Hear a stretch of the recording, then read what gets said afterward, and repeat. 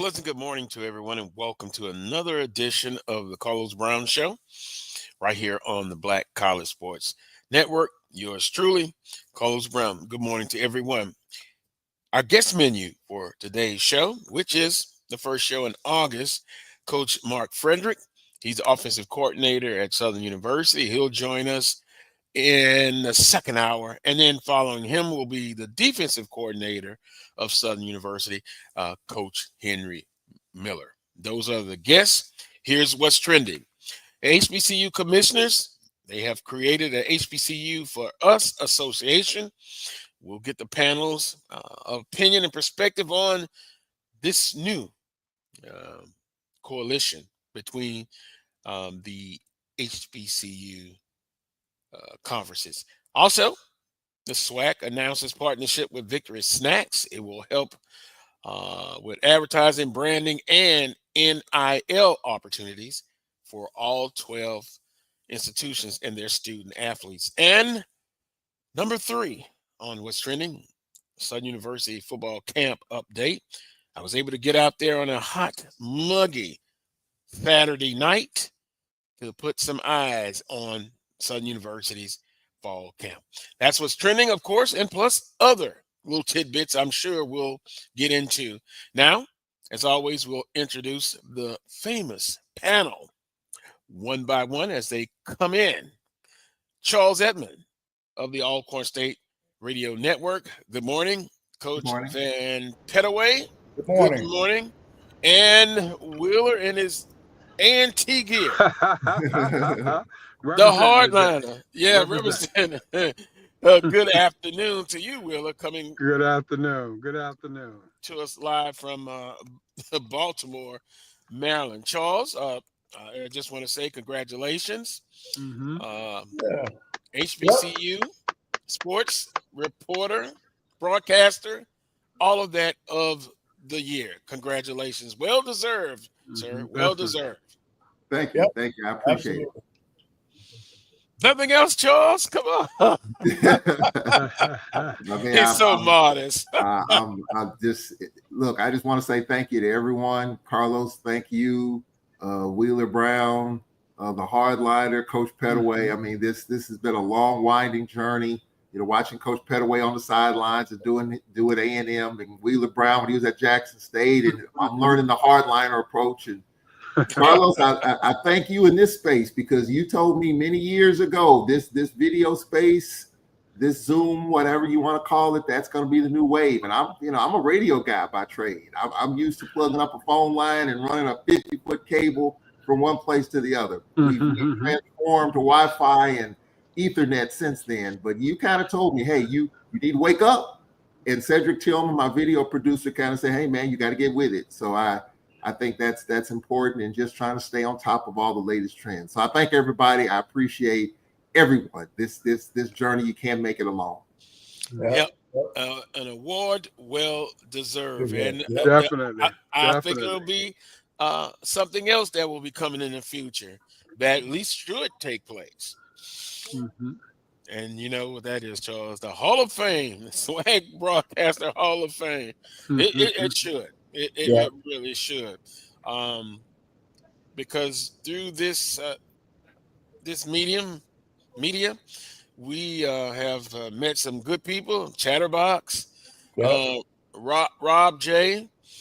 Although he's very, I mean, you got to get an appointment with him now. But, Mo Carter and all of the rest that have been guests on the show. So once again, speaking of that, Carlos, you know, I for me, there are people that paved the way for people like yourself and me, and I was talking to Rob J about this. You know, there's Jackson State had a broadcaster by the name of Bob Carpenter. If you remember Bob, Bob Carpenter should be in this Hall of Fame as well. You know, he did Jackson State forever. He taught me a brutal lesson about taking care of the radio crew when they come to your place. And so I think, you know, I don't know if people remember Bob Carpenter from back in the day. And one of Jackson State's original broadcasters passed away too recently. Rob told me about it, and I kind of reposted it. So I just, you know, there are people that paved the way for us, and they need to be recognized as well. That's true. And you know, old radio guy myself. Not of course not on the broadcast piece, but as radio show host and podcast. And you're right, Charles. I saw it a few years ago, and it's like, okay, either you're gonna go with the new direction, or you're gonna be left behind. Yeah. Even J.C. Polites, Carlos. I think J.C. Polites, remember the longtime radio voice of Southern University. I Oh think yeah, J.C. Polites' name. He taught me a thing or two. So I think his name needs to be considered as well. Just a lot of trailblazers that kind of paved the way for us all, and I'm definitely not going to forget those folks. yeah. Well said. Well said. Guys, HBCU commissioners create a HBCU4Us Association. Willard, your thoughts on that? Definitely something that is a long time coming. And, it's good to see all the commissioners together pretty much as one, sharing ideas and, putting their heads together for the good of all HBCUs. It just seems like we're getting away from the type of environment. And now we're going to more of a collective. Yeah, and that's good. That's good. So, nothing but positives can come from that. Everybody sharing ideas and, putting their heads together for the good of the group. And, hopefully we as institutions will also try and take the lead and start to do some things collectively, in terms of helping each other out and things of that nature. Because there's a lot of good ideas floating around out there, Carlos. Hmm. And, seems like it should be a little bit more sharing of those ideas. And, with the commissioners providing an ample example, should be no reason why it shouldn't have that trickle down effect. I would Right. agree. Yep. I think it's a great move, to have all the commissioners together because look, we all in the same boat, man.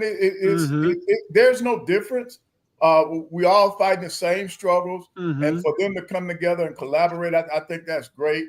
I would assume, Willard, that the only reason why they didn't include NAIA in this was that because the other four divisions are conferences are under the NC2A umbrella, but we cannot forget about our brothers and sisters in the NAIA ranks because a lot of our institutions started in the NAIA when the NC2A would not allow us to be a part. Exactly right. You're exactly right, Coach Frederick. And I believe that, there's still some sharing of ideas across organizations, that sort of thing, may not be as highly publicized, things of that nature. But, a lot of those schools are in some of the same cities as, some of the HBCU NCAA schools. So, hopefully that is transpiring also. And I'm sure they're not excluded, but probably included, and they'll probably reach out to him, Coach Frederick. I'm sure of that.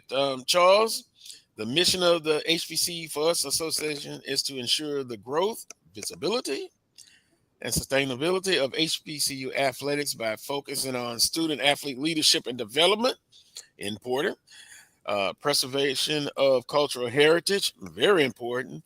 Competitive excellence, financial stability and partnership, unified advocacy, and holistic student athlete welfare. And Charles, if you got something you want to comment on, and then I'll come back with what their mission statement is. Yeah, I mean, just for us who are in this HBCU space, I know that I've thought about something like this for a long time. I mean, I wonder, will we be able to have a platform to share these ideas regardless of conference affiliation? You got the SWAC and the MEAC, they're D1, but then you got the other conferences that are not. And I'm just wondering, was that kind of a holdup for this maybe not happening in the past? But just thinking about all these schools, and you mentioned NAIA, you just wonder, would this happen? And I think in this world that we're in now, collaboration is more important now than ever. And I'm glad to see this happen. And Charles, it's so important because coming together, some would say, well, maybe this should have been done or why it wasn't done earlier. But if you look at the political climate, and I'll just leave it there, this political climate, we have to come together. Yeah, yes. Because if you don't, I mean, it's just maddening, some of the stuff. And sports, Wheeler, is not exempt from all other aspects of life. Boy, this is a good and Charles, sometimes you're so focused on the task at hand, you know, and your plate is so full, you know, that it's difficult to reach across the divisions, that sort of thing, or to reach into another conference and pull somebody to the side and start sharing ideas. And also, I would probably venture to say the jumping of schools from conference to conference. You know, may have been a little animosity out there somewhere, that sort of thing. And, you know, we're a mirror image of what our schools do. And, you know, like I said, a lot of times you're just so involved in what's going on in your space, you know, that you really don't find the time to do so. So I'm glad these commissioners have found the time, and you know, better late than never at the end of the day. That's for sure. Yeah. And their statement is, as stewards of our storied athletic programs, we are committed to honoring our legacy while creating opportunities that ensure the competitiveness and sustainability of HBCU athletics for generations to come. And I love that statement because, you know, we've talked on this show. Of course, we won't be here 100 years from now. None of us, unless Charles probably may outlive us all. I don't know, Coach Frederick, but to make sure our HBCUs are viable, sustained, and their mission is still important and is still needed, more so now in this political climate. Yeah. You know, I've worked in all 4 conferences at some point in time, and you know, it's not much difference, you know, between the 4 at all. You know, as Coach Frederick said, we're all in the same boat. We all broke, and you know, it is what it is. Even our upper tier schools, yeah, in terms of budget wise, they're broke too. You know, it's just some of us have a little more than others. And, you know, so we're all in the same boat. So there's no reason why we all shouldn't be rowing in the same direction. That's hard, Wheeler. I almost thought that's hard, brother. That's hard. I thought Wheeler was going to take a shot there about the largest budget. Yeah, I know. I was waiting on it. Some of us are a little stronger than others. Well, you can always look at something where you can do better at. You know, never enough, Carlos. Never enough. You know, that's what I'm learning. I would venture to say that if you talk to Coach Banks, he would say 18 million ain't enough. Yeah. Yeah. Oh yeah. You know, and somebody else would die for that. But you know, it is what it is. You know, when your peers, quote unquote, on the other side of the tracks are doing so much better, you know, your dollars and cents kind of pale in comparison. It really does. You know, and, you know, like we always talk, you know, somehow we got to find a way to fight through this. But, yes, you know, not to cut you off, I was listening to Mike Loxley, who is the head football coach at University of Maryland. Yeah. And he was talking about how he lost his locker room last year due to NIL. Yep. You know, he had to decide whether or not to pay kids who hadn't played it down, who were just coming in the door with all these accolades and all that sort of thing, or do you pay the kids who've put in work for you, who've put in work for the program, you know, that sort of thing. And I think he went with the former instead of the latter. And, you know, he saw how it tore his locker room apart last year.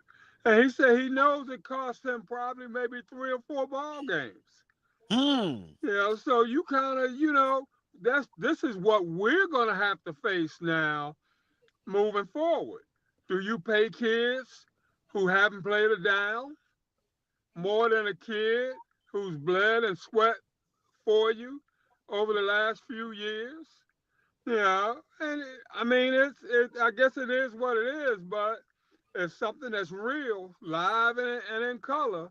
Yeah. And if the larger schools see this and they're complaining about it, what's going to happen with the few dollars that we may have to be able to give out? That sort of thing. Well, I'll go back, panel, to this. And by the way, you can go on Black College Sports Network. Me and Dr. Cavill interviewed Coach Banks, and he's still going with a plan to have that that cost of attendance, where it will pay everybody. And there's an organization that I think is in the embryonic stages, but he says they're going to start with men and women's basketball first. But everybody, to your point, Wheeler, if you're in second string, your third string body, camp bodies, whatever you want to call them, and he said they were looking at doing like 3,000 to 5,000 a semester. So it still will require some money, but everybody will get something. Well, think about this. Think about this, Carlos. Think about this, okay? If I play defensive tackle and my job is to cover the A gap, everybody know what the A gap is. Okay, my job is to cover the A gap. 9 times out of 10, I'm taking on double teams. Okay, so in order to free up the linebacker behind me to be able to come in and make the tackles. So while I am not in a position to make those tackles, this guy that I'm freeing up that's playing behind me is going to be going from sideline to sideline pretty much untouched because of my efforts. And at the end of the day, he getting paid and I ain't getting squat. It's something you got to rectify that picture. You got to look at that, very carefully, and come up with a formula of some sort to make sure that I, who may not get as many tackles, but I'm taking double teams and I'm taking pressure off of the people and allowing them to shine, I got to be able to wet my beak also a little bit, at least. Right. To me, that's where the coaching aspect comes in. The coaches have to see that and realize that. And then they should be the ones looking at that and said, okay, we're going to take care of this guy because we know that the linebacker's making all the plays, but he's making all the plays because of this defensive tackle. Now, Will, another thing that they can look at, the needy student fund goes to everybody that qualifies. Definitely. Right. Definitely. So now that's a fund that they can use across the board. So everybody can do that now. Every school can do that. And there's a formula there, Coach Frederick, that's already in place. Correct. So it's a fair formula, I think. It's based off of need. Correct. So you're taking care of those kids who actually have some need there as opposed to want.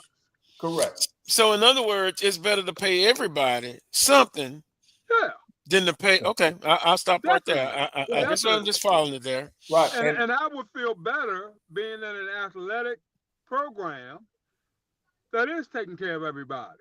Right. But I feel much better about being a part of that particular institution.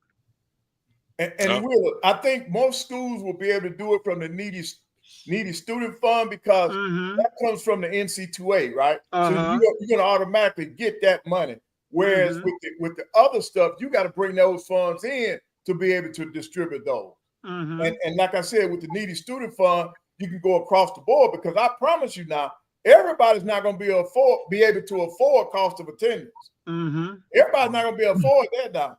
That's true. Because they even have a formula for that.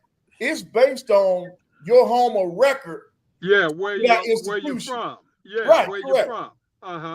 I was just getting ready to say what Dr. Cavill just put up. You have some schools, and now I know we don't like to talk about what the big boys are doing, but what the big boys are doing is hiring a general manager to help navigate that.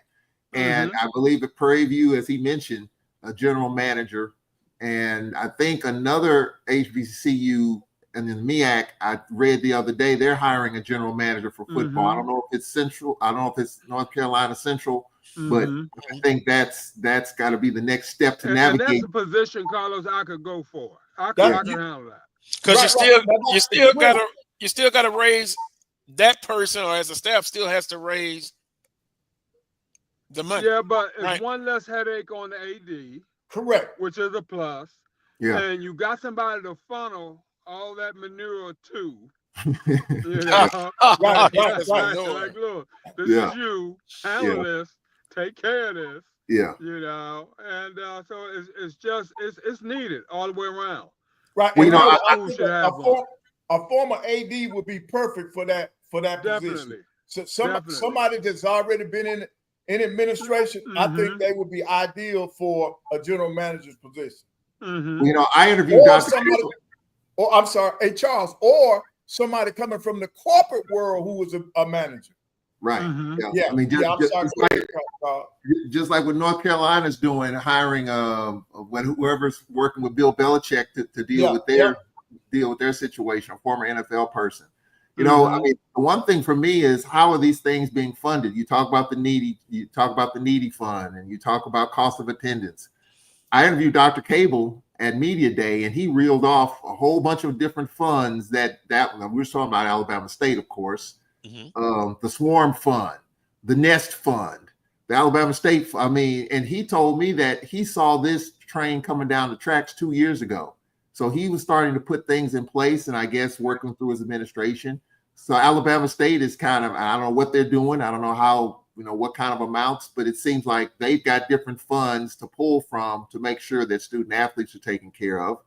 And I don't know what other schools are doing. I don't think it's one plan for everyone. I think everyone's kind of doing this thing a little bit differently, where it's coming through athletics. The collective goes away, where it's all funneled, so it starts with athletics and they kind of handle it.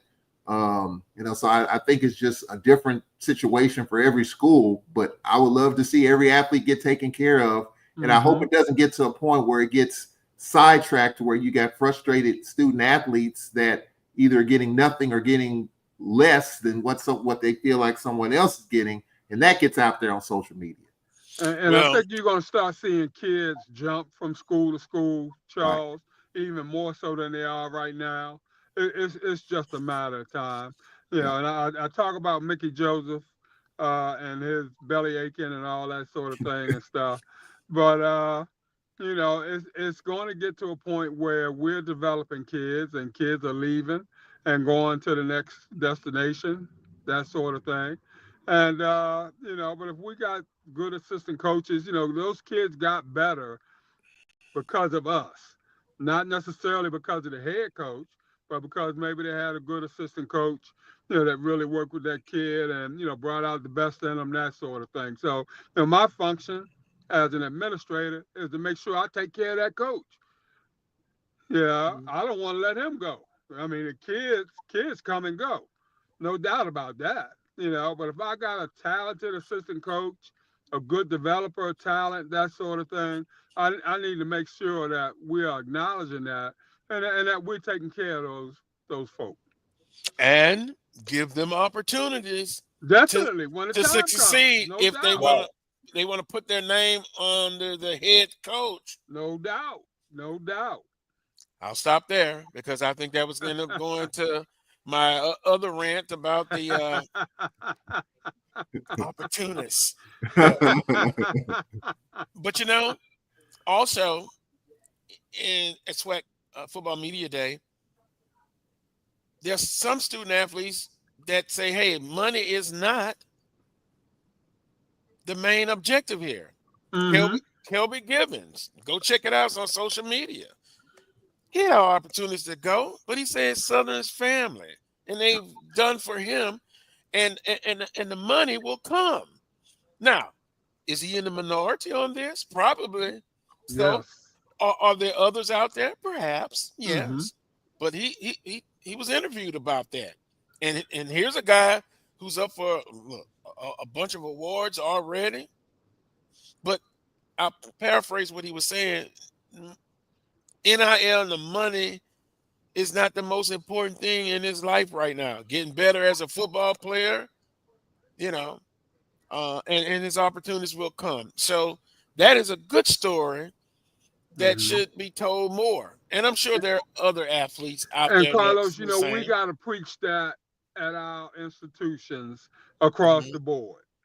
Because if we don't become proactive on this, we're going to start to lose way more kids than we're losing right now.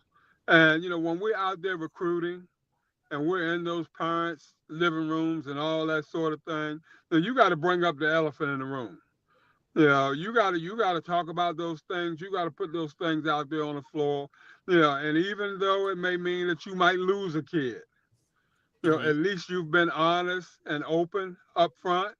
I'd rather lose a kid on the front end than to invest in that kid and lose them on the tail end. So I'm in the parents' living room. I'm explaining the mission of all HBCUs, that sort of thing, what we're about. And your son may be worth a few dollars here and there somewhere else. We're beyond that. Yep. We bring much more to the table than the nickels and dimes that he may get while he or she is a college student athlete. Our values go much further than those 4 years. And if your kid comes and play for us, we promise XYZ, that sort of thing, and we keep it moving from there. You guys got a decision to make. Right. Well, and see, Will, that's how that recruiting game has changed, because back in the day, we would try to sell a kid on playing time, right? If you come to us, if you look at our roster, you got an opportunity to come here and play versus going to this Power 5 school, sitting on the bench and not getting playing time. So now that thing has trickled down to where you're talking about what you're talking about, dollars and cents. You go up there, you may make a few nickels and dimes sitting on the bench at that Power 5 school, but if you come to us, you got an opportunity to play and still put some money in your pocket. Not what they're going to give at the big school, but you got enough where you can live off of. And the biggest thing, we're preaching family. We're preaching an opportunity to excel in your sport. And that's the narrative that they got to go with now, because they're not going to be able to compete with the dollars. So you got to have something. You got to have something to sell your institution, your program on. But can you have a conversation with a potential recruit without even bringing up the financial piece? Is it finances over family, or is it family over finances? Well, I think it depends on the kid. I think it depends on the kid. Are they going to bring it up? I wouldn't bring it up. I come out talking about family. I'm talking about being a part of a family, being a part of something special, something that you can put your brand on. That's how I would approach it. Well, I would highlight that. Definitely would highlight that. There's no doubt about that. But I don't think you ignore the elephant in the room. I agree. I think I think you got to put it out there. And it's just another box that needs to be checked by the kid in terms of whether or not what I'm bringing to the table for this particular school is going to be X, Y, Z, that sort of thing. So it's just something to compare, the rest of the way. But I agree. my emphasis is going to be on, when you come back here 30 years from now, people still know your name. You can't put a price tag on that. I walk on A&T's campus right now because of the work that I did as a student athlete. There's some people that are still there that was there when I was there. They recognize me. They know my name, that sort of thing. And until you've been through that, you can't understand how good that really makes you feel, that you can go back to your campus 25, 30 years later and people still recognize you or know who you are or know what you did, that sort of thing. Or, the connections that you make, people willing to help you out. I got my first job teaching and coaching because of a guy that was an A&T graduate. He was doing the interviewing. He saw my resume. He talked to me for about 15 minutes, told me I had the job. And I was like, what? He said, I see that you're from North Carolina A&T. By the way, I graduated from there, but I know you're ready. Yep. I know you're ready for this position. Yeah, so we'll see you on Monday. And that was it. Building relationships. Taking care of your own, helps. Carlos. Right? Exactly. Taking care of your own that came up through the ranks, Carlos. Exactly. Exactly. And then give back. Yeah. When you can. Yeah. On that note, we're overdue for a timeout. When we come back, SWAC announces partnership with Victory Snacks. I have to do a little research on Victory Snacks, but I'm going to, give you a quote from the commissioner about how this is going to help student athletes. And then I want to see Coach Graves' picture on a bag of chips now. Let's get it straight. Let's get it straight. My cousin asked me, she said, I know Coach Graves is a coach. Is he a preacher too? I say he could be. I say he could be because you get him in a room, and you just let go. Yeah. He is who he is. Yep. Don't forget, coming up, Coach Mark Frederick, offensive coordinator. Get your, camp questions together. And also Henry Miller, with the help of Coach Frederick, will join us right behind him. And the panel, any news you have of Alcorn, Alabama A&M, and other football programs in the conference. I believe pretty much everybody's started fall camp. So we'll have that for you as well. We'll take a time out. You're watching the Carlos Brown Show right here on the Black College Sports Network. We shall return.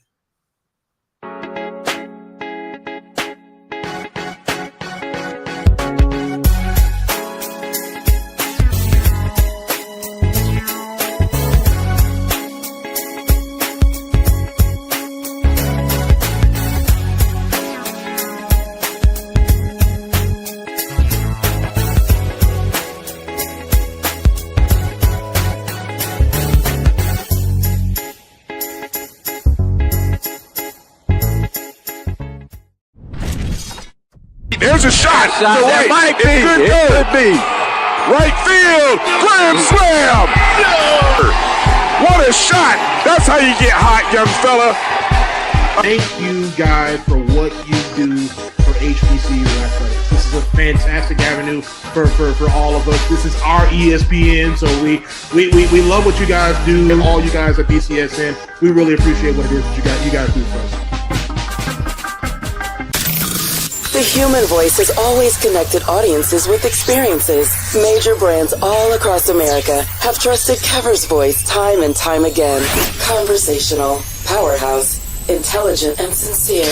That's the voice you need for your creative marketing process. KEAVERSVOICE.com. Kever's Voice, Kever's Voice, KeversVoice.com. Always on, all the time.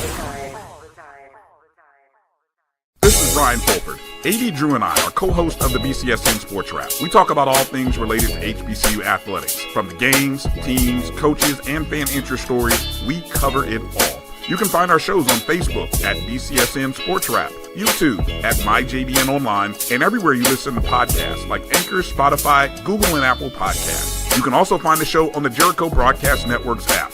Make sure to download. We look forward to you joining the conversation and being a part of the show. Football fans, HBCU football is back in the ATL with the Cricket MEAC SWAC Challenge Kickoff. Representing the MEAC, North Carolina Central, and representing the SWAC, Southern, Eagles, Jaguars, the Marching Sound Machine, the Human Jukebox. The kickoff trophy is up for grabs, and bragging rights are on the line. The rivalry is real. Bring the family and join us pre-game for the fun-filled Coca-Cola fan experience, including band jamborees, food, activations, and fellowship. For tickets and information, visit MEACSWACChallenge.com.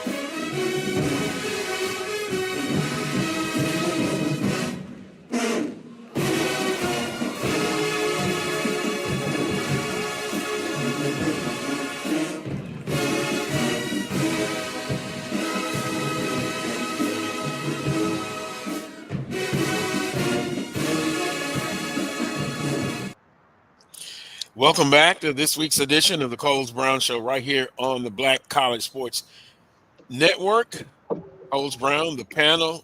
Charles, you're nodding your head. I was just thinking that was a masterpiece. Selection. These three were that, Dr. Hamer, hey, give his credit where credit's due. That was a masterpiece selection. A master class. Yes. Excellent. I agree with you on Excellent. That was pretty good. Yes, sir. Welcome back to the Coles Brown Show. SWAC announces partnership with Victory Snacks. Let me give you a quote from the commissioner, Dr. Charles McClellan.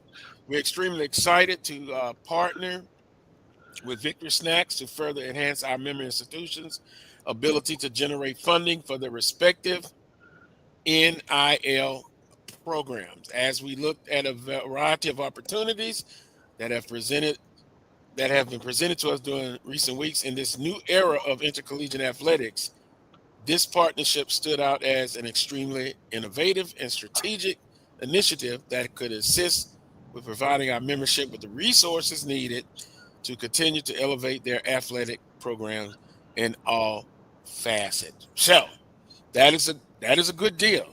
That is a good deal.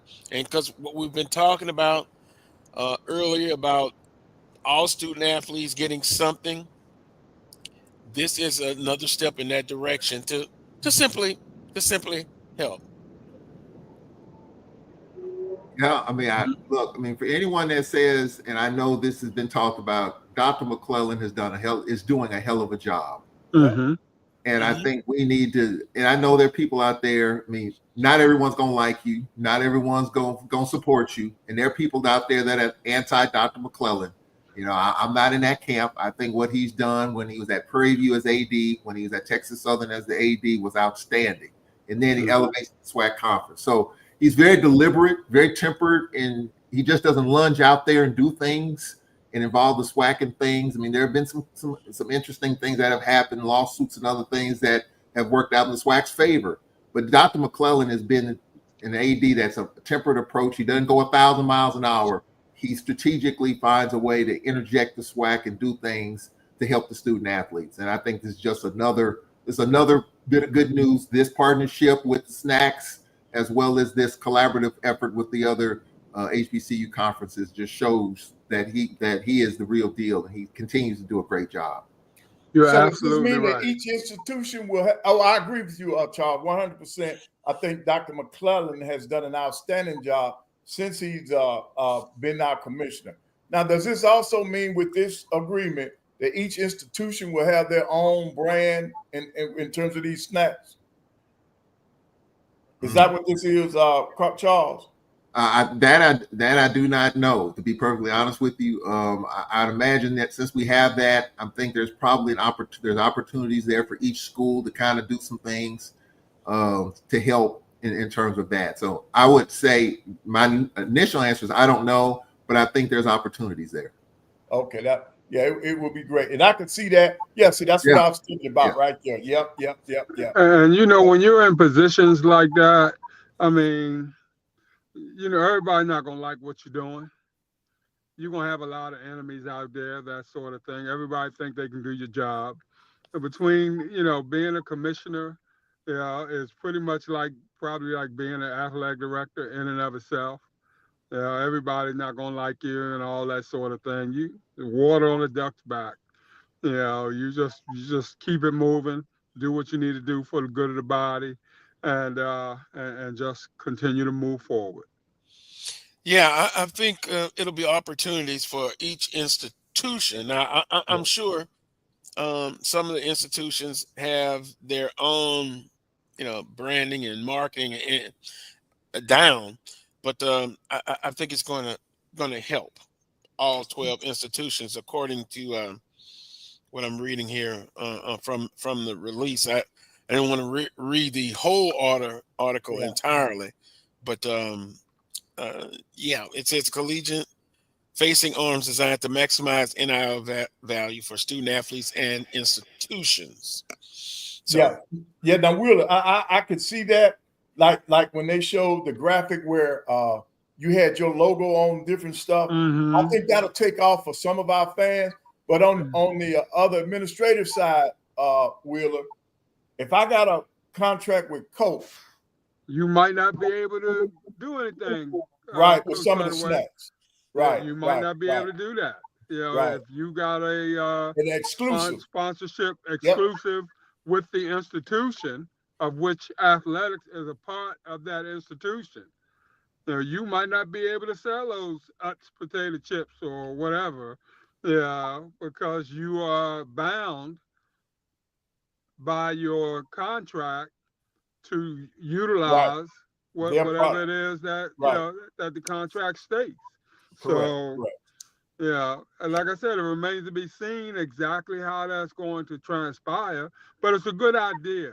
Yes, it is. And there's nothing to prevent alums from going online and buying this stuff and all that sort of thing. So, there are ways to get around it without actually having to set up a stand at the football game and just sell Southern chips or what have you. Right. Because, see, Charles, that's what I would love for you to come to my tailgate and I give you a bag of the Bulldog chips. I would love for you to come to my tailgate and I do that, man. I will be there.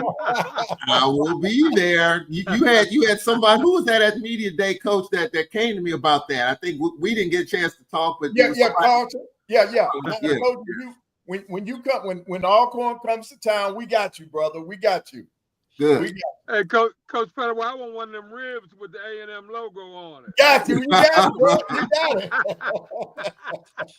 Well, I don't want to be arrogant, but if you come to the Bayou State in the city, from crawfish to boudin balls to all kind of stuff.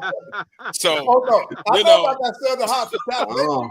They when I came down there, but I got to also say the same thing for Alcorn. When I came to Alcorn, man, Charles, those people were, man, they were great, man, to my brothers and I.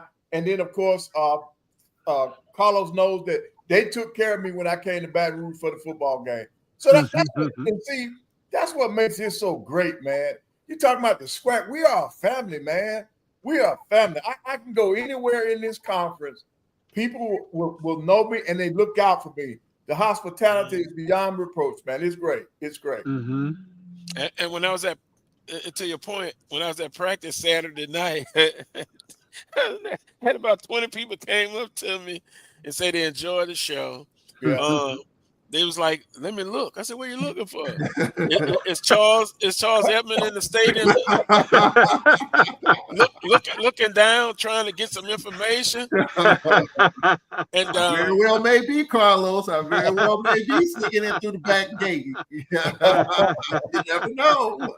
I was asked, is AD Brown really a hardliner? Yes. Yeah. Yeah. I say he's fair. And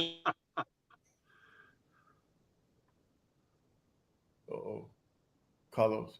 I think we lost Carlos there for half a second, but right, but Charles, I'm serious, man. It's just amazing how everybody's so nice, man. When you travel in the SWAC, I even when I was coaching, man, it was the same way.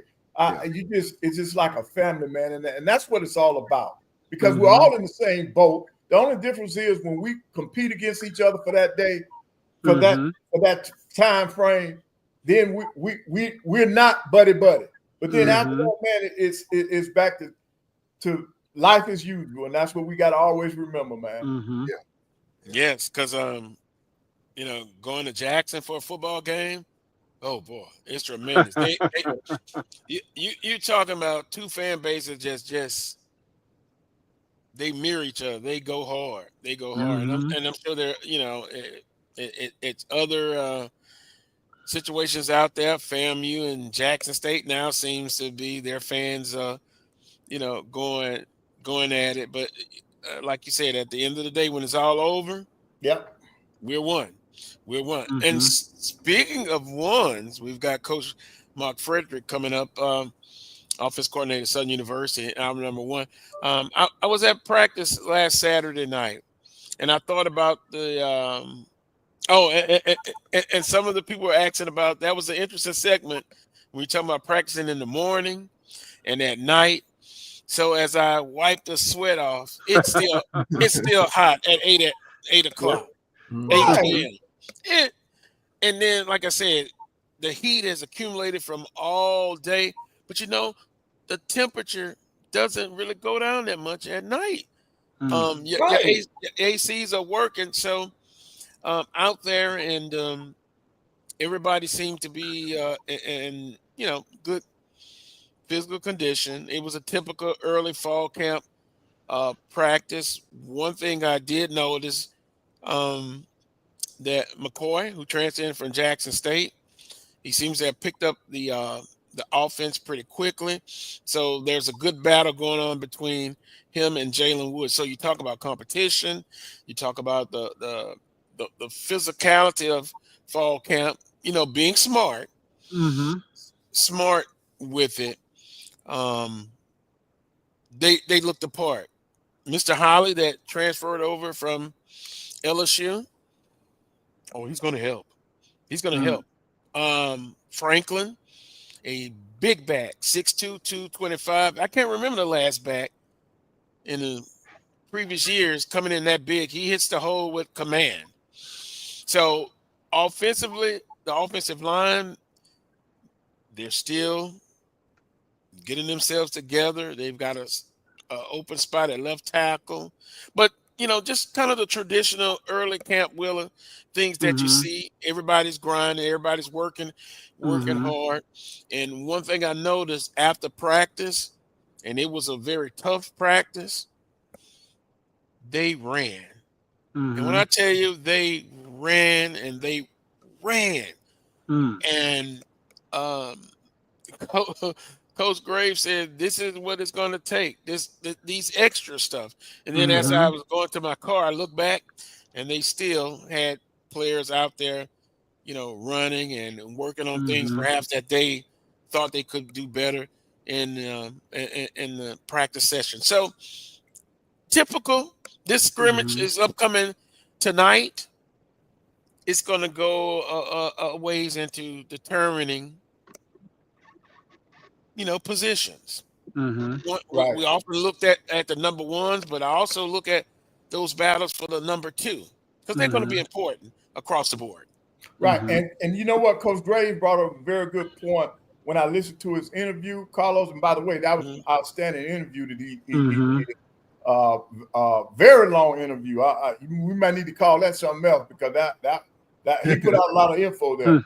But one of the things that jumped out to me, Carlos, when he said one of the reasons why he's practicing that night, because in the early part of the season they'll be playing games during that time, and so the kids will already be acclimated to that, and so that was very interesting, and he's doing an outstanding job, man. And I really like that interview, man. He was very thorough in that interview. Well, that was a local TV station, WBRZ. Also, annually they have a preseason or season special that's coming up by another local television station. So WAFB. So that's another thing, being accessible to the media, because back in the 90s and the early 2000s, you could tell some of the coaches and some coaches now, that's the part that they're still, I don't want to say struggling with, but have to get used to that part. You got your X's and O's, coach. But then dealing with the media, being accessible to the media, that's part of the job. That's hey, Carlos, that's how you get your brand out there, man. You got to do this. That's got to be a part of it. And here at A&M, he hasn't gotten that far yet because they just came in Thursday. So I haven't had an opportunity to go up there yet. But the first couple of days, that you're not in pass. It's just helmet. He has done a couple of interviews and things are moving well for the Bulldogs, and I'm looking forward to it. And before we come up next week, I will have gone up and watched them practice and see what the vibe is like. And I already know that Charles has already been out on that field. Oh yeah, yeah. And Carlos, you got to give Coach Banks his due. Yeah, because he could have taken the other route very easily and been justified in terms of moving in another direction. But he decided to hire within and obviously made an excellent choice. And Coach Graves got buy-in, from the kids, apparently from the community, that sort of thing. He says and does the right things. You can tell he's a living example of what he's preaching. And you just can't ask for better. And for him to have been successful right out of the blocks, is just another testament to that. But, anytime that you're hiring from within, he had a hand in those recruits, all those kids that played last year. Even though they might not have been kids that he actually recruited, he was there, during that time frame, that sort of thing. So he was a part of the recruiting process for those kids, which made everything a whole lot easier in terms of the acclimation process. So you just can't beat that. So you got to give Coach Banks his due. He knocked it out the park on that one, definitely. Well, I will say that, and I think a few years ago, Carlos, that there were people that were when Dooley was the coach and he wasn't winning and people wanted Dooley gone. There were some people that wanted Banks to go out the door too. And for him to get off the mat, because there was pressure. There was no doubt about that. There was pressure on that. And for Coach Banks to get off the mat and kind of turn things around and make that hire, it's turned out to be pretty good, because in this conference, usually when you're staggering and stuttering and people ready to knock you out, you're pretty much out. Try to find a way to push you out the door, and you are out the door. So for Coach Banks, for Roman Banks as an administrator to do what he's done, I think is outstanding. And he won me over, Carlos, and this a decade or so ago when you had those athletes that weren't certified and he had to face the media and face the music. And we know his administrative team made it happen to make those athletes, eligible, and the settlement to turn it around. I give Coach Banks his flowers, and whatever he did from there, as far as Charles Edmonds' opinion, was gravy. Yeah. And Carlos, you sleep a lot better when football and men's basketball and women's basketball is rolling like it needs to roll. Yeah. From an AD's point of view, you sleep a lot better. You do. Yeah. No doubt about that. You can live with the hiccups in track and field and softball and that sort of thing. But when nothing like being at an institution when you got football, men's and women's basketball rolling like you guys got it rolling right now. Can't beat it. Well, that is true, but to some, it's still. I need more. I need more. And Coach Banks came on this show and said we didn't have to go in that direction. What was the trending topic? What was the hot trend to hire? The celebrity coaches. He said, and I quote, "We don't have to do that at Southern University." So, that's kind of how I agree with that. Carlos telling folks to shut up, get a bag of them Southern chips and a soda. And be happy. And be happy. Hey, Willa, be happy.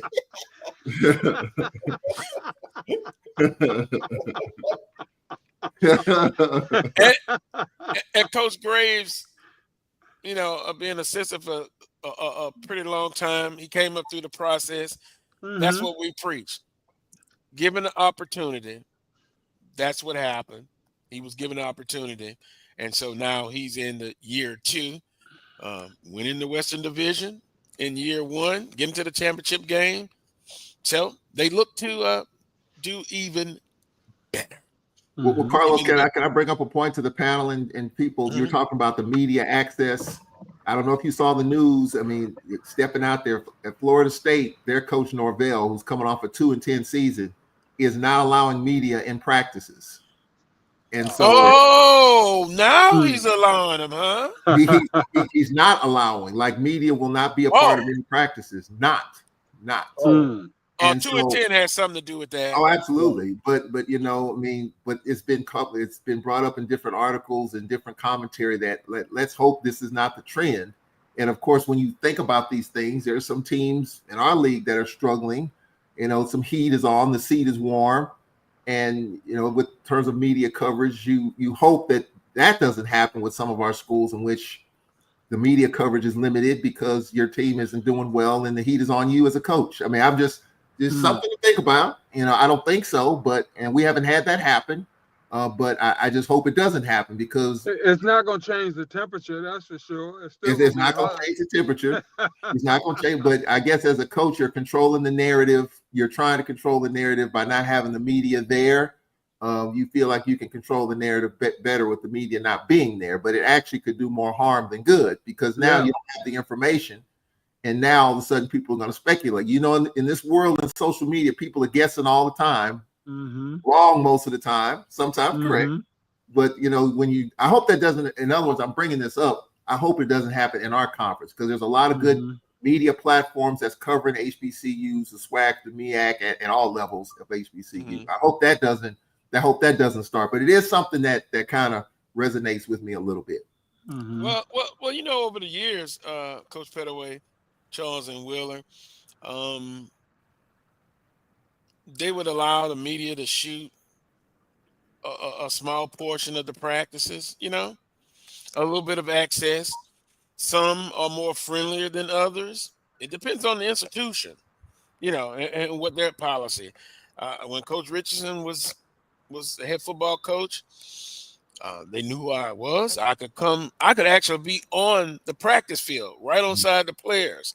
Almost got ran over a couple of times. And I'll tell you that you need to make sure you're being aware of your surroundings. So I don't know. For him to shut out the media, he's feeling the pressure. Well, I'm sure again, 2-10 did him in. Well, I am looking at some of the comments. Cedric Walker says there's a new rule from the NCAA that media coverage is at the head coach's discretion.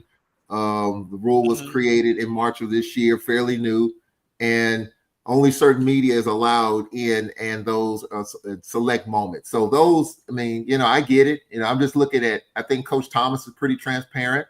I know that there were certain times when Jay Hobson was the coach, when we were winning, you had a guy that was 1,000 yards away on the opposite side of the practice field and he had somebody go and check him out.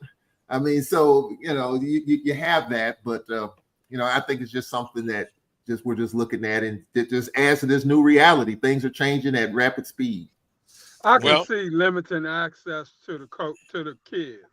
I can see that. Keeping the kids out of quote unquote harm's way or what have you. But when it comes to the coaches, we're all professionals. They should be able to handle any kind of situation, that sort of thing. And so, it shouldn't be a thing where, you abandon the media totally from practice.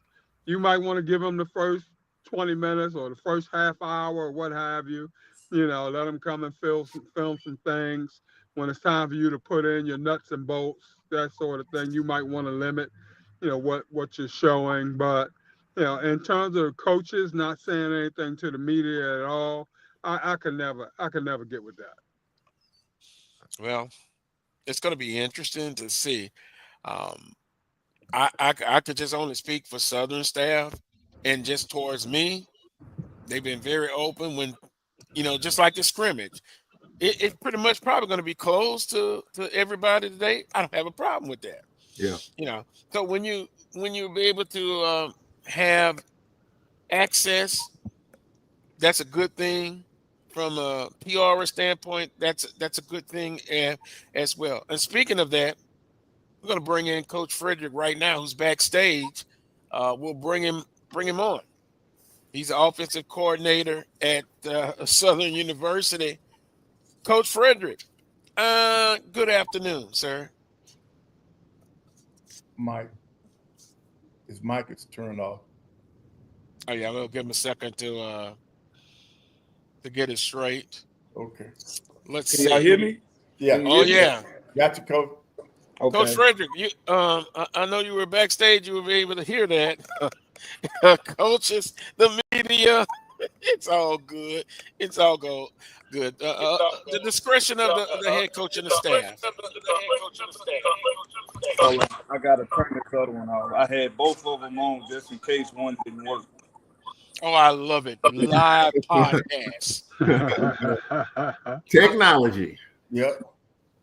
Oh, yeah. I think you're good now, though.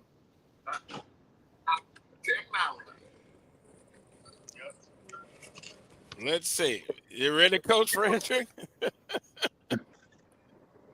Can y'all hear me now? Oh, yeah. Yeah. Okay. Oh, yeah. That's perfect. Well, welcome again to the Coach Brown Show. Fall camp has started. I guess my first question will be, how's fall camp been going so far from the offensive standpoint? Well, it's fall camp, so you have your ups, you have your downs, you have your good moments, you have your not so good moments. But one thing I honestly say about this fall camp, these guys are flying around, good, bad, or indifferent, wrong way, right way, they going. So got a different pep talk step. Guys are eager, guys are ready, physically, mentally. So we just got to keep them healthy and just keep grinding. Yeah, Coach Frederick. But that's typical. Mm-hmm. Ups and downs, good days. Offense may have the advantage one day, but you want to see the defense come back and be competitive. So, in that essence, it is a typical start of a fall camp, correct? Correct, man. And especially our defense. We got a good defense. So, get a chance to go against them guys every day. You're going against one of the best you'll ever see. So, that's awesome for the offense. We get to prepare against the best. So, when Saturday comes, it should be easy, man. Well, I know, and I agree with that, Coach Frederick. I know no matter when you're out of practice, in the grocery store, what have you, church, I know you get this question. The battle in the quarterback room, a little bit different this year compared to a couple of years ago.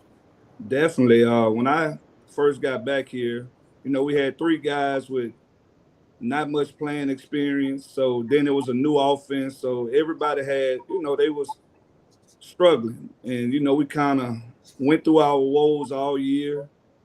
And kind of, toward the end, I think Woods came on and did a better job of managing the offense, getting us what we needed to do.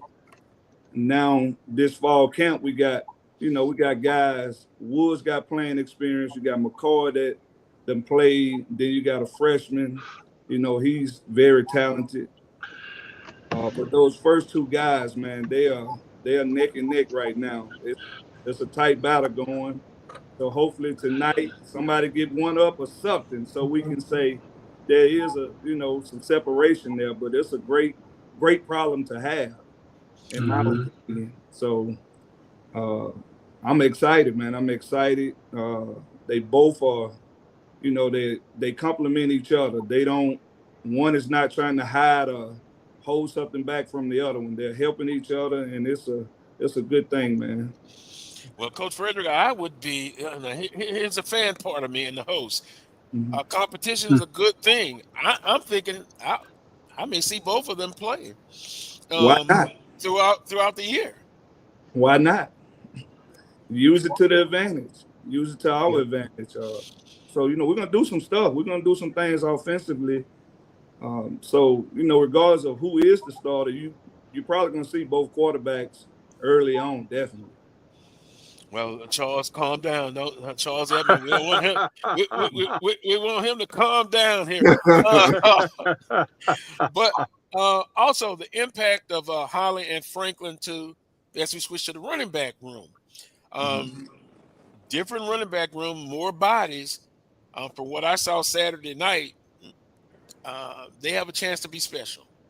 That's a good thing too. It's a long season, and we're going to run the football. We're going to be physical, and you got to have some guys that's able to take that beating and deliver some pain as well.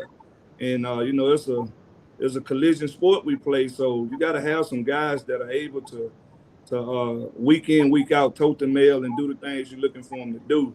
Holly, man, special kid, gave him an opportunity, and he's making the most of it. He's showing flashes of why he was the top guy in the state, the leading rusher of the state and stuff like that. And Franklin is a big physical guy, man. He's about 6'2", 230 pounds. And when he get going, it's hard to stop that. So definitely an added dimension to the offense. And, Princeton Cahey, he got different speed with him. We got another guy, Barry Remo. Barry Remo is having a great camp. I know he was a true freshman last year, played some. He's coming into his own. And we got a true freshman that I love, and we call him Double A, Amari Asbury. So he's showing why we recruited him early. So I'm excited about that one. So, Coach Frederick, if I don't know you've heard this before, running back by committee, sounds like everyone's going to get a shot to play. Well, we played three guys last year in a rotation. Remo got some action, Gabriel got some action, but the main three guys, they kind of like complemented each other every game. One might have 15 carries, the other might have 10, the other one might have 8. So the bigger the room, no one should get tired. If you're tired, come out. We got a fresh guy who can get the job done. That's a good way to have it. And I love the depth in the room, and they understand the system. Everybody just got to lock in, play their role, and let's go. And, the depth is important. That leads me into this. Watching practice that Saturday night, it seems like the tempo is much faster than in years past. Am I wrong about that? My middle-aged eyes may have deceived me.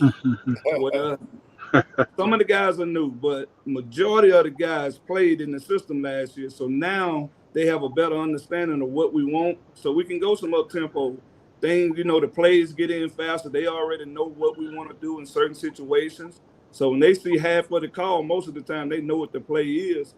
And, guys know the signals, guys understand it, and we are kind of moving fast. And the person who does that, it starts with the O-line, the center. We got a veteran center back in Juan Gonzalez. So, once he get it set and find out where the ball is, the O-line is set, everybody else pretty much falls in place. The quarterback got an easy job to do. Yeah, that was my next topic, development of the offensive line. But you have 4 starters back. I think the left tackle position is still looking to fill that. But I'm thinking you got some nice candidates who can get that last spot. Definitely. I think Coach Nivens is doing a great job with that group. Like you say, we got guys, they might have didn't play last year, but but most of them played. So they got playing experience. It's just finding that right guy that we're going to hang our hat on come August 23rd to be that left tackle.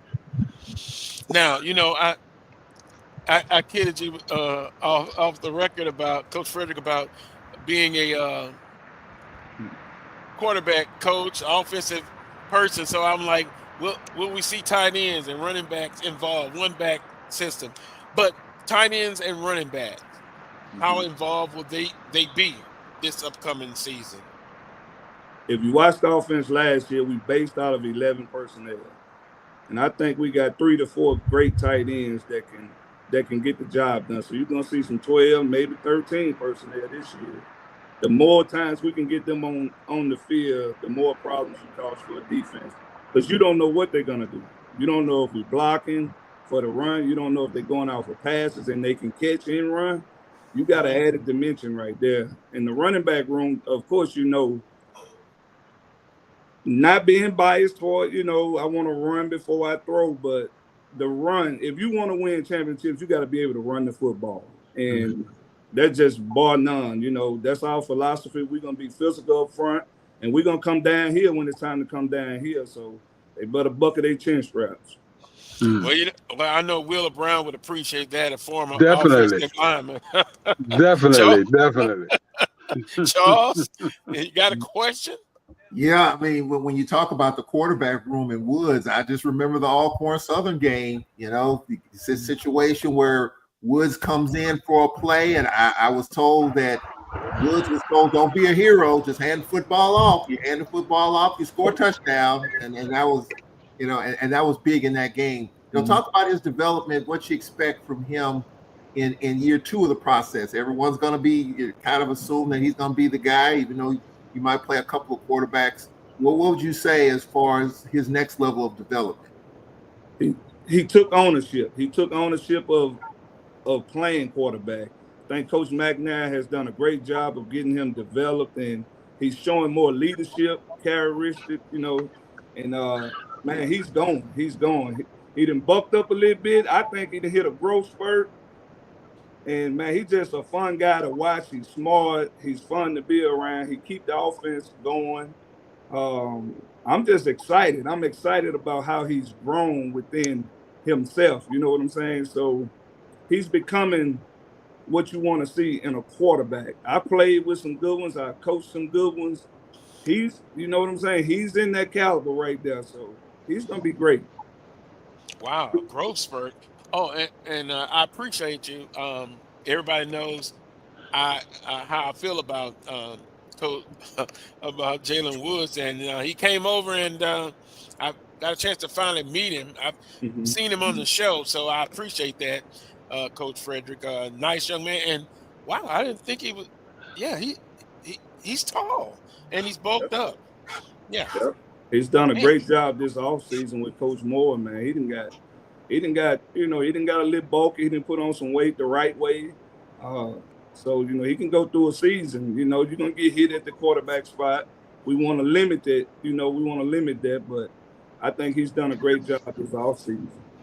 Well, panel, the last time we had him on, he talked about what he needed to improve on. And he talked about improving with the RPO aspect. Because I know traditionally I looked at him as a drop back passer. But if you look back in the history of Southern quarterbacks, he kind of reminds me of Eric Randall. Eric Randall could throw, but also when he needed to move his legs, he was able to do that. So it was just interesting with Jalen Woods, very interesting. And McCoy, seems like he's picked up the offense pretty quickly. Yeah, smart kid. Them played, got playing experience. He understands football. And when you understand football, it's pretty simple. It's a simple offense. May look complex to the defense, but it's simple offense. It's quarterback friendly. And them two guys, they're going at it, and I'm enjoying the battle. Trust me. Yeah, I want to look over in the chat room because they got some Jackson State alums in there, and I hope they be nice and don't take a shot when I look in that chat room because coming from Jackson State, and I think didn't he start a couple of games at Jackson last year? I think so. Yep, he started some games there, so we're glad to have him. Yes, sir. Scrimmage goals this tonight, right? Your first major scrimmage. What are some of the goals besides staying healthy, coming out of it healthy? That's number one, staying healthy. Probably number two is execution. I want to see who can command the offense. Guys can execute at a high level and just do the things we ask, them to do. We don't, like you said earlier, someone said that we don't need no hero. Just play within the system. Take what the defense did, execute at a high level, and move the ball down the field and score some points. Now we didn't talk about the receiving core. How has that part of the team been doing as far as the receivers? I know you got Morris coming back, but you added some new pieces as well. Surprised. You got new faces, you got new guys, and they're, they done flashed on the scene. Hey, coach, this is why I'm here. I can do this, I can do that. And we got some playmakers in their room. I'm excited just to get them the football. So, maybe last year guys thought, okay, they just run. We can load the box. We won't be able to load the box this year. So I'm excited to, get them guys the ball in space and let them make plays for us. That's why we brought him here. Malachi Jackson, Gerard Hicks, Kobe Brown, Cam Jefferson, man, he's showing why he's been around the program the last 2 years, and I'm excited about him to complement Darren Morris as well. So we're gonna have some excitement in that room, and I look forward to seeing what they can do this year. Well, Coach Frederick, I want to say it's a kid. When I was there, he didn't miss a catch, and I want to say he's from Scotlandville High School locally, number 88. Let's see. I looked up on the roster, but he was impressive. It might be a secret weapon. Well,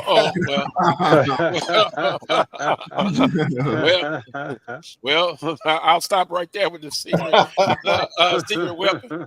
Coach, I got another question for you, if possible. Yeah. Obviously, one of the big stories on your offense, Coach McNair, is the quarterback's coach. Is Coach Totten left to go to Fort Valley.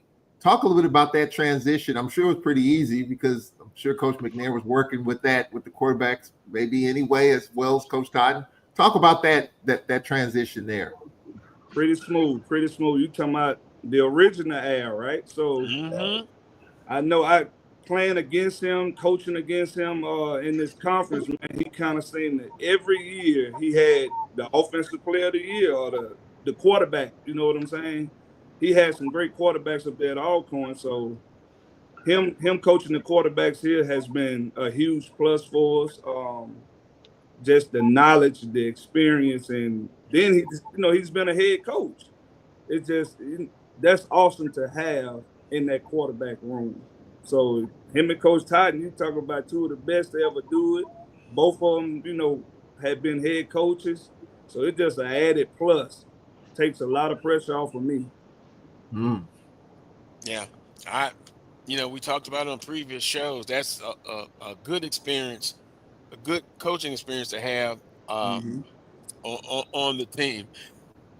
Well, Coach Frederick, we appreciate the time. I know you got to get back. Well, you're in the office, but get back and get ready for the scrimmage tonight. I'm thinking that's going to probably be closed to most. And I understand if that's the case.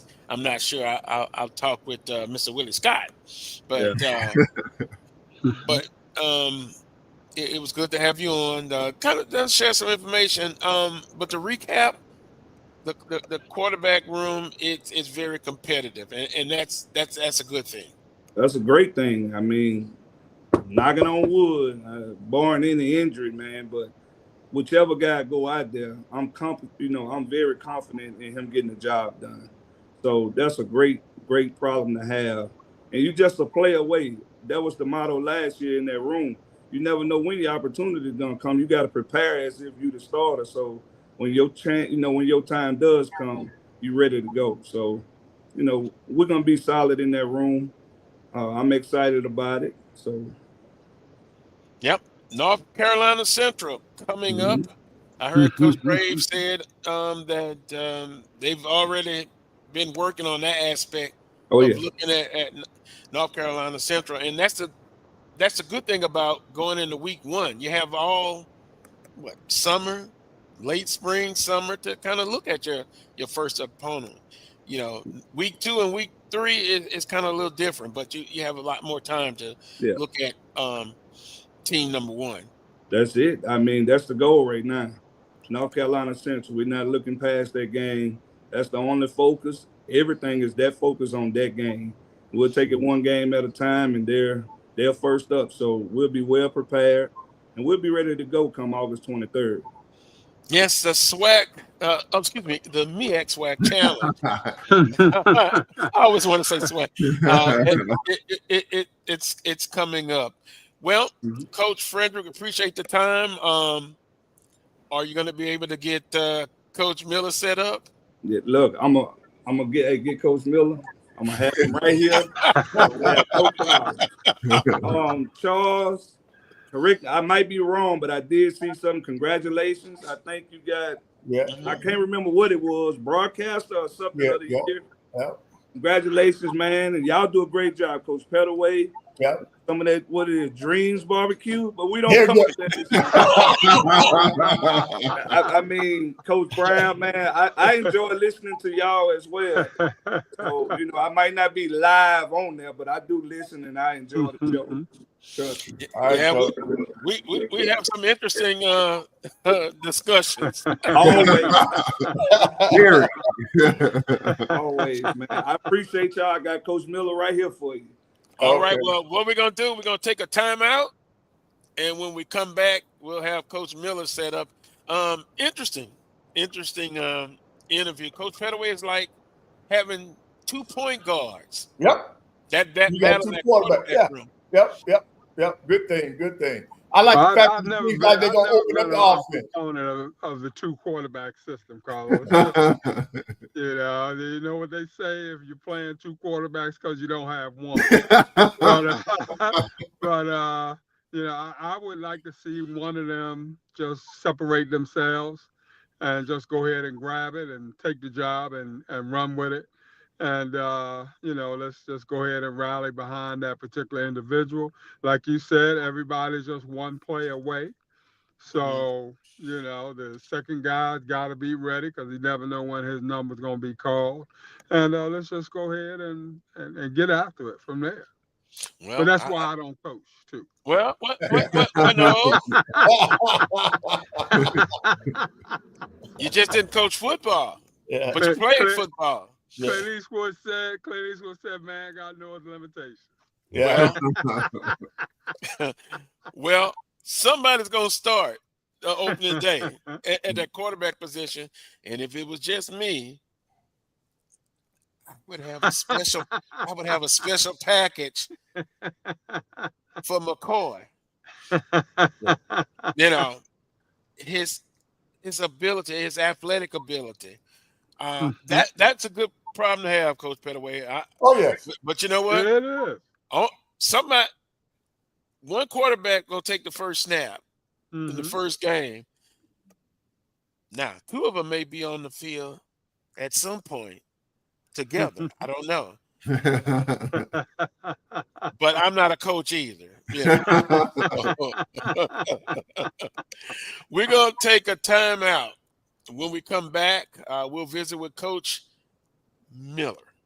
Henry Miller, defensive coordinator at Southern University, and then we'll go in the chat room. Oh boy, they're just going at it in the chat room.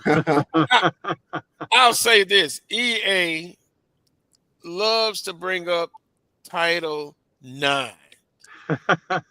It's not going to go away. It's a federal mandate. And I'll say this, Coach Pettaway. In most campuses, there are more female women, than men. Yeah. So how dare you try to cut some of those women's sports, AD Willa Brown? Well, I mean, wait a minute. it is what it is on that one, Carlos. I mean, NCAA says 8 female sports, 6 male sports.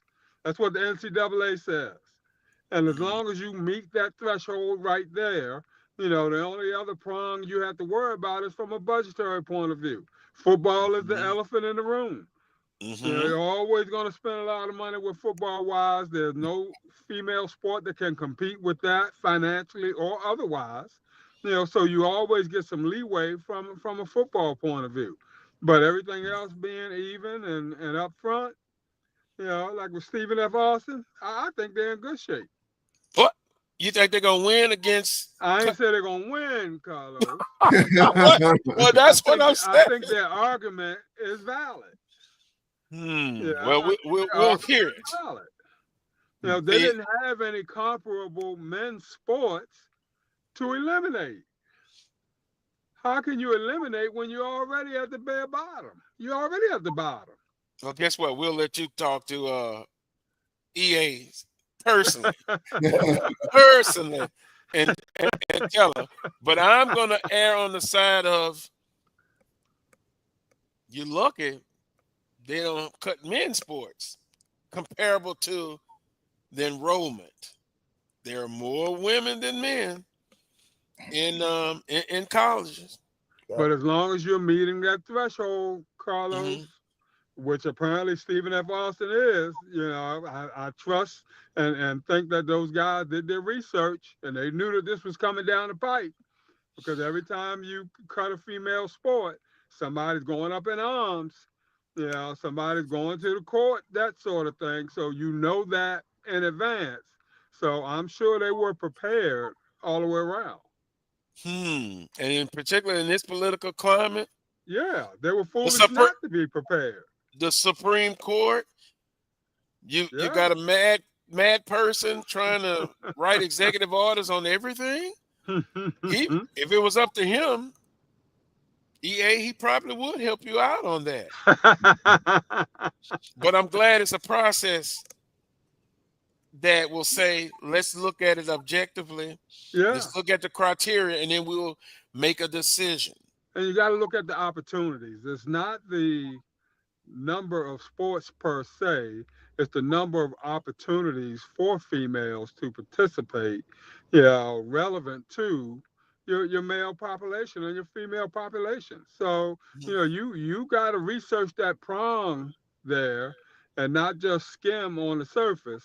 Well, look, they cut a female sport, so everybody's all up in arms, that sort of thing. They still got more female sports than male sports. You know, hopefully their scholarship numbers are where they need to be. I'm sure they did all their research, like I said, in advance. Most schools do prior to making that announcement. So, I mean, people don't like it, but. Hey, well, maybe pickleball will be added, both men's and women's sports. I don't know. I'll say this, Coach Frederick. Yeah, if I had a daughter, I want her to be afforded, and she was an athlete, and by the way, academically great and athletically, I want her to have the same opportunities as the men. Because guess what? I'm outnumbered in that household 2-1. So you think I'm not going to be on above board with that? But anyway, let's take a quick time out. Then we'll come back with Coach Henry Miller, defensive coordinator at Southern University. You're watching the Carlos Brown Show right here on the Black College Sports Network. History? Yeah, we built that. Pride? We fuel that. And on August 30th, we run that. Two powerhouse HBCUs, Howard Bison, FAMU Rattlers, one legendary showdown under the Miami lights at Hard Rock Stadium. The energy, unmatched. The culture, undeniable. The vibes, straight HBCU. 2025 Invesco QQQ Orange Blossom Classic. Get your tickets and book your hotel now at orangeblossomclassic.com. Saturday, August 30th at 4 p.m. in Miami Gardens. HBCU football fans, the Cricket MEAC SWAC Challenge Kickoff is celebrating 20 years this August. From Birmingham to Orlando to campus sites and now in Atlanta, the Cricket MEAC SWAC Challenge Kickoff has been a mainstay in HBCU athletics. 2 decades of providing a national platform on ESPN and now ABC for the finest HBCU programs in the country and some of the most talented players and coaches that have represented them.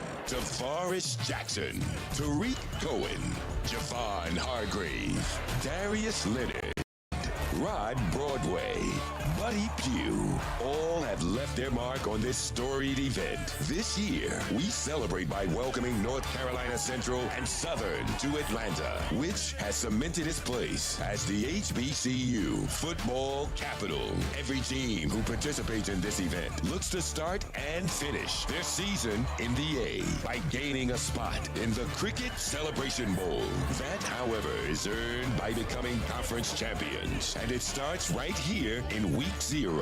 MEAC versus SWAC. The rivalry is real. Thank you for the last 20 years of support. The story never ends.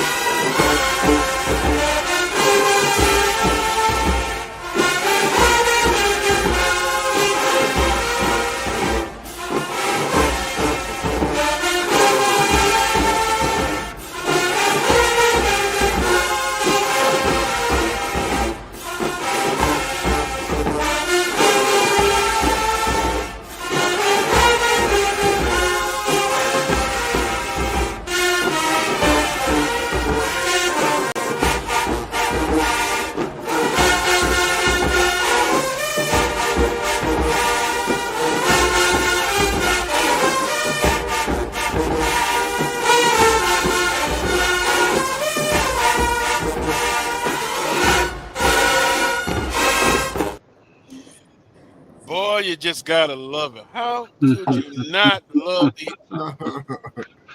ambience of where it went? HBCU football and the football games as well? Oh, what a lovely scene. What a lovely scene. Welcome back to this week's edition of the Carlos Brown Show right here on the Black College Sports Network. Charles, I might be getting in trouble. I better calm that down, huh? I would say you're correct, Carlos. Yeah, I'm looking around. I'm okay. Title IX lawsuit doesn't win there, Carlos. Title IX. You're looking around in your own house. And That's the beauty of it. I'm telling you. You're at the stadium. I can understand that, but you on your own roof looking around. Like what? Hey, eyes are everywhere. I gotta look at it, even when I'm by myself. Gonna welcome now Coach Henry Miller, defensive coordinator at Southern University. Coach Miller, good afternoon. Good afternoon. How we doing today? Oh, we're doing fine. We got you, Coach Miller, live. Finally, huh? Finally. Yes, sir. Yes, sir. But it is a pleasure to have you on. Your defense last year was pretty doggone good. So the expectations for this year's defense, how do you build on even getting better? Well, we've now had some 3 things, playing smart, playing fast, and playing physical. So each year, that's what we build on. So it doesn't matter who you are. That's where we start right there. That's our starting blocks. Sound like you have a system in place and you just keep going with it. Yes, sir. Yes, sir. If it works, You know, you don't need to switch. Oh, And, I and then understand what that. happened? And then what happened? You get, your players starting to buy in, and they start helping out. Making sure that everybody understand what what we expect on our defensive side of the ball. So with that being said, fall camp so far, That's it. please, progressive, how has it been? It's coming. It's the grind. It's the grind. And we tell our players it's the grind. It's not gonna always be comfortable, but you gotta be uncomfortable, being comfortable. So we tell them that. So right now their legs hurt, their body hurt, but this is the grind. Ain't nothing we can do about that. Yeah, that's part of the process. Wheeler, look, it comes a point in fall camp, you kind of hit the wall, but you gotta That's right. push through. You call that mental toughness. That's what we're trying to build right there, mental toughness. And that's just as more important than having physical toughness. Yeah, well, look, I saw that last Saturday night. Everybody was running after practice. You're tired mentally, you physically, but the emphasis with the coaches were push through. Yes, sir. That's what you have to do. Yes, sir. With that being said, the defense overall was pretty good. What would you say is the strongest unit so far early in fall camp? I would say the secondary.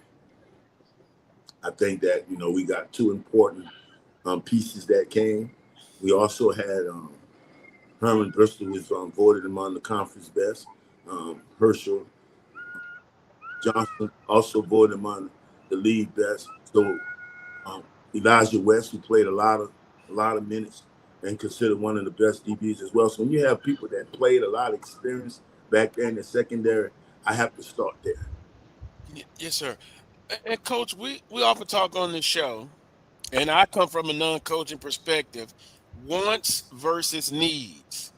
So the needs brought in, you added a few pieces that, one, I know transfer came in from Prairie View, for example.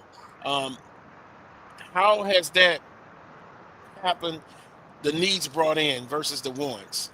Well, as coaches, you go sit down when you're doing breaking down personnel, and the first thing you need to figure out is where you're short at, and where you need the most.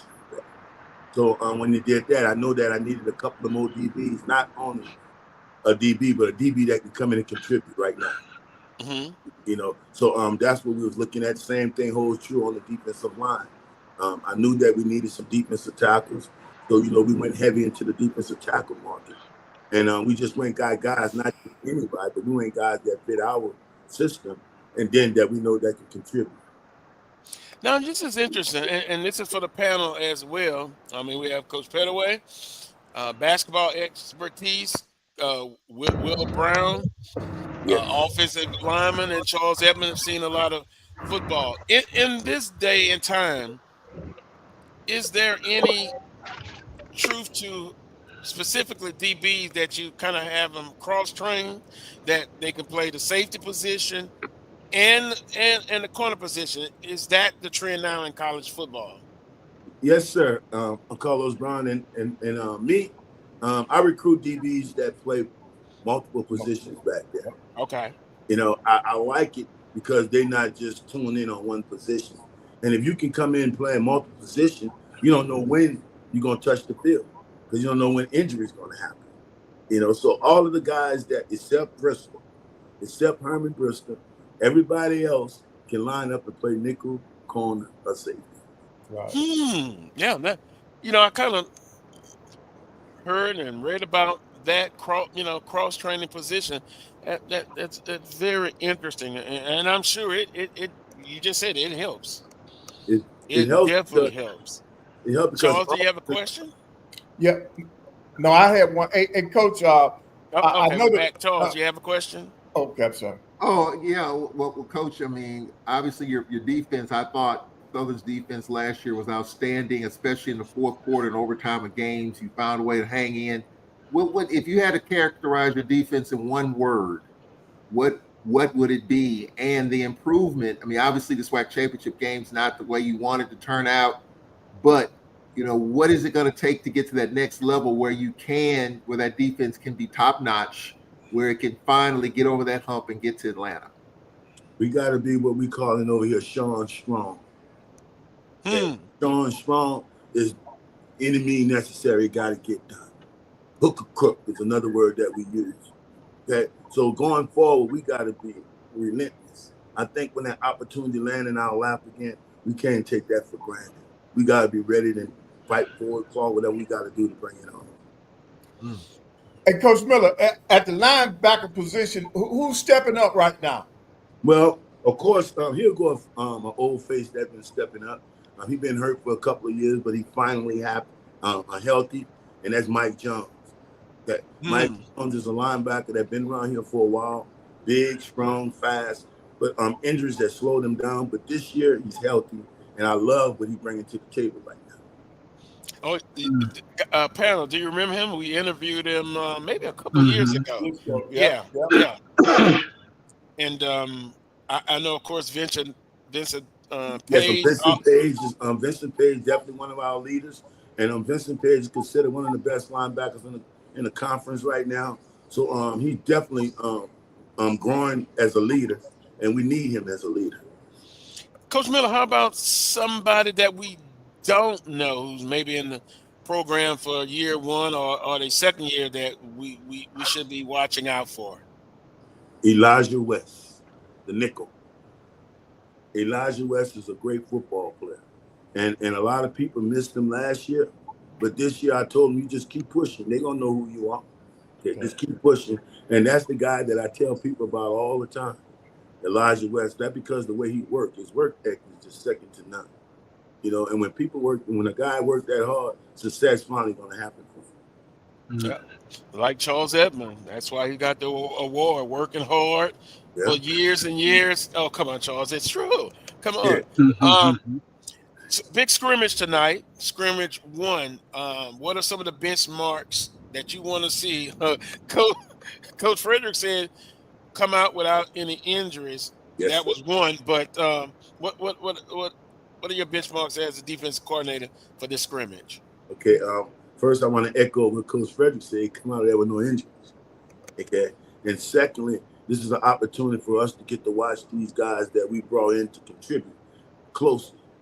Okay, so I'm looking for those guys that show why we brought them here, you know, and that's what I'm looking for. All the new guys, I'm looking to see what they bring to the table.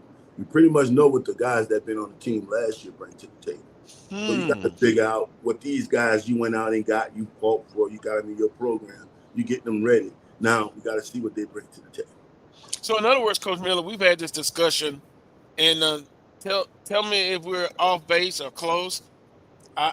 I said that most of the coaches know who their starters are, but the most important, or one of the most important battles is for that number 2 spots, an injury away for playing. And then I know in your philosophy that you like to play a lot of people, particularly during the middle of the game. Yes, how important is that battle for number 2? Well, I believe strength is in numbers. I truly believe that. And the more people you can play and the more people that know how to play according to your scheme, you'll be successful. At least you'll stay fresh in the fourth quarter. You know, so that number 2 is very, very important. We got to be able to have just as much confidence in them that we have in the first unit. And that's why we're able to rotate them in critical moments of the game. You know, because we put them in there and we go with it. You know, if it works out, we stay with it.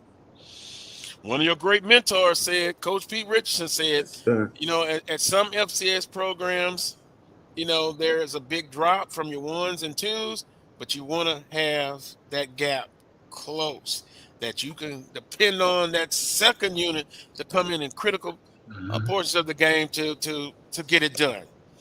I tell you what, we want that second position so close that the guy that's first, he looks over the shoulder. That's how close we want. You know, and I tell those guys that I tell them that. I even tell our best player. You know, of course, everybody know ain't nobody gonna beat out Gibbons, but I tell them that. You know, hey, your goal is to go out there and push Gibbons to this limit. You never know. You never know. That's your goal. And if you can't do that, then you can't help me. Coach Miller just brought up his name. Givens. Yeah. We haven't been able to block him yet. Yeah. I mean, he was a one-man wrecking crew in that Alcorn game. On that side of the line, we could not block him and still haven't been able to block him. I think we'll have some solutions this time, but he was a one-man wrecking crew. I tell you, he helps the guys get in line only because he does everything that you're supposed to do and he does it right. Okay. So when your best player does everything he's supposed to do and does it right, then everybody else better get their ass in line. Well, and I tell you what, Coach Frederick and Wheeler, I would love to be the guy on the opposite end because I know he's gonna get the attention. So now I can eat. He's gonna gather so much attention. Yeah. Others have a chance to eat. Yes, and that's so true. And that's another thing that is so important. He tells these guys that. Givens tell him out his own mouth. Hey man, you gotta just come out there and give 100%. Everybody else gonna be watching me. Yeah. That's true. Yeah. Well, on that note, Coach Miller, we finally got you on. No problems. Thanks to Coach Frederick. We appreciate it. And we wish you much success this season, this scrimmage, and enjoy the rest of your weekend. I know it's still a lot of work. A lot of work to get done. And you got a short time to get there. So we focus. We're gonna go out there and have a scrimmage and come back and focus on the details of the details, and see how we can get better before August 23rd get here. That sounds like a winner to me. Typical fall camp. Every team is trying to do the same. We appreciate the time, Coach Miller. Okay, thank you for having me, and I'm glad I finally able to get on here. All right, yes, all right. Go Jags. Thanks, Coach Miller. That was Coach Henry Miller. Wheeler, it's this time of year. Everyone's trying to get better. Each day you get better. Yeah. That's the goal. Offense wins one practice. Let's see how the defense responds. Now, we didn't talk about special teams, but hey, same thing. Get better every day. And they appear to be working hard, like we talked about buy-in, early on. And it just appears that, that's the way things are. They're Southern. And you can't put a price tag on that. You just can't. Yeah. Well, that defense, and I thought it was a great point, though. That guy's playing the opposite defensive end. Or that Mike linebacker's playing behind Kelvin. Mm-hmm. Coach Petaway is like, hey, we know Obi Trotter. Oh my God! See, I always bring up Obi Trotter. That guy gave me nightmares, and I didn't even play, just watching. And Coach Petaway, y'all defense, it was just relentless. I think that's kind of what Coach Miller's saying. He wants this defense to be relentless. You don't have a minute's rest. Right. Well, they were solid all of last year, and so if they added the pieces that they were looking for, they get that depth, then they should be back where they were. Because you got the player in Givens in there, so they just got to stay healthy and just continue to play hard. And you know what, Charles? Remember last year we talked about when we look at how long defense is on the field, how many snaps they played. With a offense that seems to be more in tune and better, that helps the defense. Because man, Coach Petaway, if you're on the field 80 snaps constantly, then you eventually wear down. Yep. So sometimes I was saying the best defense is a defense that has a good offense.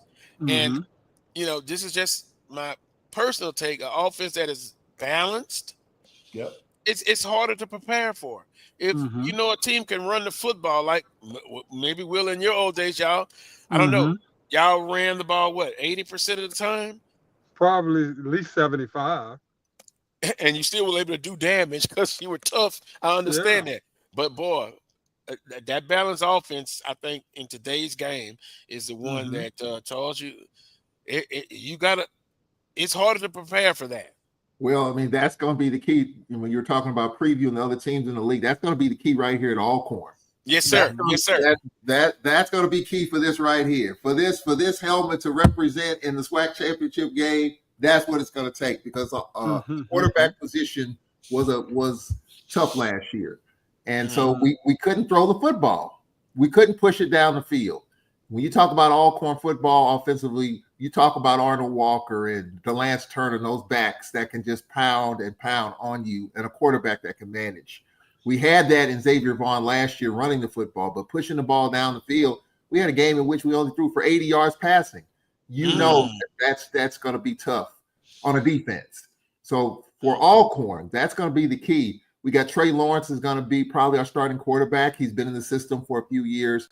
We got a transfer from Howard and Jay Holt that I think that will probably be the number 2. But who knows at this point? We had a scrimmage today. We had a scrimmage this morning. We practiced at 8:00 in the morning, by the way. And so, right now those battles are ongoing, and we got to be more efficient offensively if we want to get to where we want to be. Defensively, we'll be fine. Our offensive line will be good, but the quarterback position, that's going to be the key. And Coach Pettaway, I saw Coach Shea talking about their first practice. Yep. He wants this team to practice fast because they want to play fast. Yep. Charles, Alcorn's coach, apparently didn't like the lethargic start, and he had him to start over. Prairie View coach, and I'm just reading this from the outside looking in, he wasn't happy with their first practice. Yeah. So is it, Wheeler, they're always going to say that? Yeah. It's Okay. par for the course, Carlos. I mean, right. From a coaching point of view, you just got to find something wrong. You just got to. Yeah, you got to be mad about something.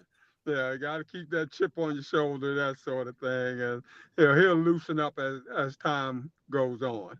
Yeah, I don't know too many coaches that's ever happy especially on the first day or the first couple of days. They're gonna find something to piss and moan about. That's just what coaches do, I think. Right. I know I did. You're Anyway. trying to set that culture. Yeah. You're trying to set that culture, and if you feel that they're not coming out right, you better stop it and start over. Well, So that's exactly. they get the doggone message. Hey, That's exactly what you happened. right about that, Coach Pettaway. You right about that. That's exactly what happened. We're gonna get it done now. That's what happened in the first practice. That's exactly what we wasn't 15 minutes in. You stretch, the team stretches, you go in your special teams, and it was lethargic 15 minutes into the first practice. And Coach Simon said, "Oh no, heck no." He called the whole team back up to the top practice field and started stretching again like that. 15 minutes didn't even happen. Like we do it again. And so, but he also preached that yesterday. It was an issue with getting off to slow starts. It's like we're playing a game. We're down 21-0. Good point. Good point. We're gonna come back, but I don't care about that. I'm wondering why we can't get off to better starts. So that's kind of what we're dealing with in the first week of camp. Right. And I just think that's all around the conference. And I was very impressed by looking at some of the fees that were coming from some of the different schools. I saw Mississippi Valley, some of the other schools, man. I think it's great. You get more publicity out there, and that's what these kids, that's what these programs need, and that's what the SWAC needs. Yeah, Alabama State is going their associate AD for media relations. I'm on the email list, sent me the practice schedule, and boy, they're going in the morning, then some days they're going in the heat of the afternoon. So that will be interesting. No excuse to drag on day one, Carlos. Now, day 9, day 10, dog days set in, that sort of thing. I can understand a sour practice here and there, that sort of thing. But you just coming in from the summer, that sort of thing. You just hitting the field. Oh man, everybody should be bouncing up and down. We gotta get you in the right mindset, huh, Will? Yeah. You're lucky they're not running after practice. Because that does the pusher. You think, oh, I'm tired, I can't do any more, but you can get a little bit more. Push. That's Now it. talking from a person who's 60 years old.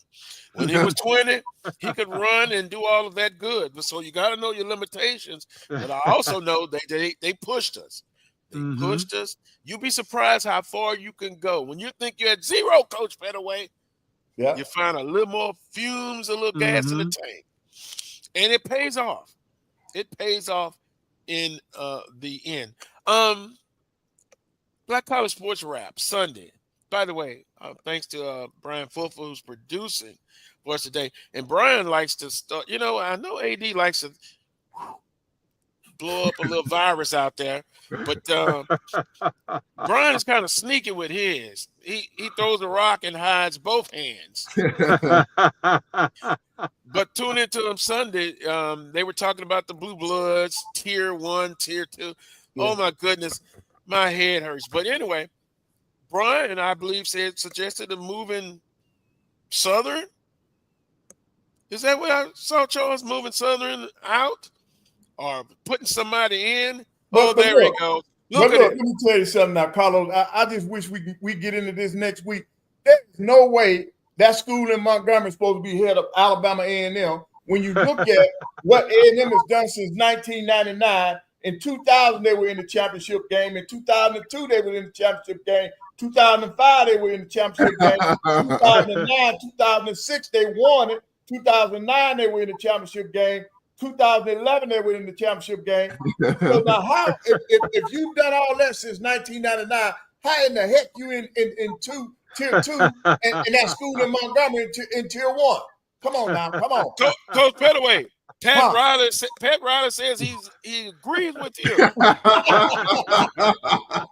We'll present that evidence, and this is what the discussion is about. We would have to set aside a whole 2 hours. Now, I'm happy because I see Southern there. But wait a minute, how many championships? That's part of the discussion, and they're going to go into it in detail on Sports Wrap Sunday at 5 Central.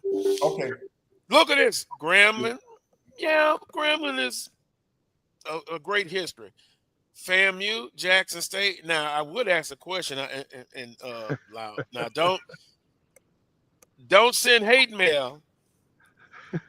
It is one of the criteria of how many Black national championships that they have. That the schools is that part of it? How many championships they won?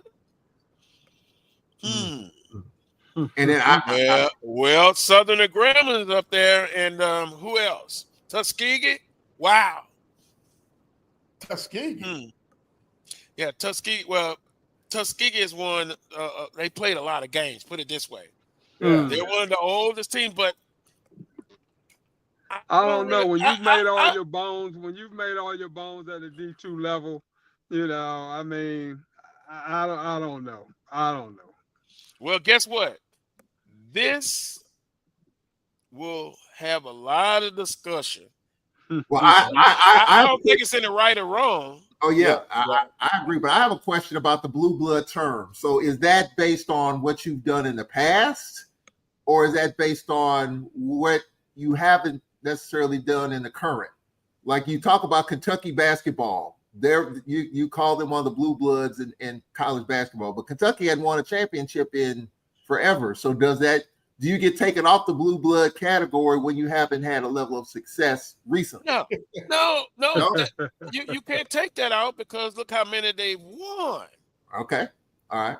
So, 4 championships, 113 years of football. EA just threw a shot at Jackson State. Okay. Wow. Okay. See, they'll go into it 59-3. Okay. We're gonna have to get it next week. You need to put this down for next week. But I'll tune in this Sunday. And see, and I'll be taking notes. But G Boom, based on the entire history. Yeah. So I my school's in there, and how dare you try to take them out? AD Drew and Brian Fulford. You would move them to a different tier? Indeed. And I'm trying to get mine to move up. Yeah, replace that school in Montgomery. Willa, I see your alum at Tier 1. I think Blue Bloods and Tier 1 should be one and the same. Oh, that made it worse there now. That's just my thought. I don't see any separation between Blue Bloods and quote unquote Tier 1. Interesting. That's just me. All in one. Will, I'm not disagreeing with that. I mean, that makes me think. As long as I'm in front of Central, I'm all right. It don't matter. As long as I'm in front of NCCU, I'm all right. Look at the comments coming in, and we went over a little over in time, but we'll wrap it up in a second here. But I looked in the chat room. I go in the chat room after the show, and there's some North Carolina Central alums in there, and they're very confident of Game 1. I'll just say, Southern's 3-0 in the MEAC SWAC Challenge. But Mr. Grant brought up the last time they played, North Carolina Central defeated Southern in A.W. Mumford Stadium. I was in the press box. I remember this 6'6" receiver for North Carolina Central. My goodness. I was like, that was one of the tallest receivers I had seen come into A.W. Mumford Stadium. But he had an excellent game, and Coach Broadway was the coach then. So it was a while ago. So with that being said, any closing comments from the panel? It's been an interesting show. Carlos, I think teams are going to start trying to figure things out in terms of who's the ones, and I'm looking forward to seeing how it all develops. Wheeler? I just hope everybody comes out healthy today. For all of the schools that are having scrimmages today, and that they continue to strive to get better each and every practice. And let's get ready for the season to start. I can't wait. Yeah. Oh, breaking news. Luka is slimmer and he signed a new contract. Oh, that's why he got in great shape. Forget that contract. Oh, Coach Petaway. Closing comments, Coach Frederick. Yeah. Well, I'm just looking forward to the season. I get an opportunity to go up and watch the Dogs work out this week, and I just hope everybody, all schools, stay healthy and avoid this heat. Dangerous heat. Yeah. Stay healthy. Competition is a good thing, and we'll see those battles in camp. I want to thank Coach Frederick, Coach Miller, of course. The chat room. I got to give them a name in the chat room.